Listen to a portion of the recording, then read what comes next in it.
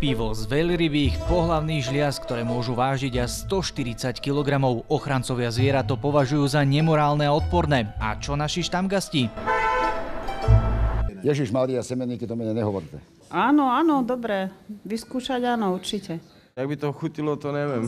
Kto z nás ale vie, ako naozaj chutia veľrybie semeníky? Teoreticky tak pivo môžu ozvláštniť čímkoľvek, hoci aj údeným bôčikom. Aj keby mi dali do vačku 100 000 eur, určite nie.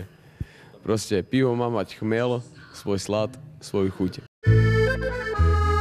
Čokoláda so zrničkami soli či sladkosti s príchuťou čili. Rafinované kombinácie chutí sa tlačia do nákupných košíkov aj na naše taniere. Toto je marinovaná sherry paradajka s čerstvou malinou. Toto jedlo, ktorého názov na prvé počutie znie katastrofálne, možno pre niekoho až odpudzujúco patrí k našim najväčším bestsellerom. Čokoládová pralinka plnená jemným krémom a malinou, ozdobená jedlým zlatom 22 karátovým. Jednoducho akési kulinárske fúzie, o ktorých naši starí rodiči ani nechyrovali. Je to tým, že vlastne je to taká túžba ľudstva, platí to aj v gastronómii, stále hľadať a objavovať niečo nové. Dal by som si jednu uhorkovú, sardinkovú a navrch poprosím žuvačkovú. Nie to sa na psychiatrii nehrajú na zmrzlinárov. Takéto príchute naozaj existujú. Na hamburgerovú dokonca dostanete kečup. V poslednej dobe možno pozorovať, že svet začína byť unavený z tých excesov, výstrelkov, experimentov a vraciame sa späť. Ako hovorí stará ľudová múdrosť, všetkého sa raz preje a v gastronómii to platí dvojnásobne. Obrovský úspech začínajú mať reštaurácie, ktoré varia